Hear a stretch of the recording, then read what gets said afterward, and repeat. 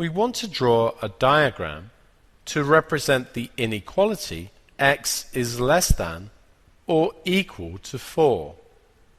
We're asked to shade the required region. For x is less than or equal to 4, we need to draw the line x is equal to 4. We draw the line x equals 4. It's a vertical line through 4.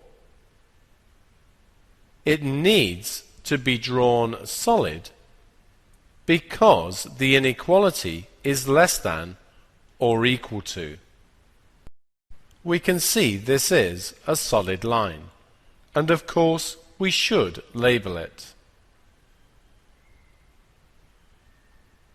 If we look to the right of the line, the x values are greater than 4.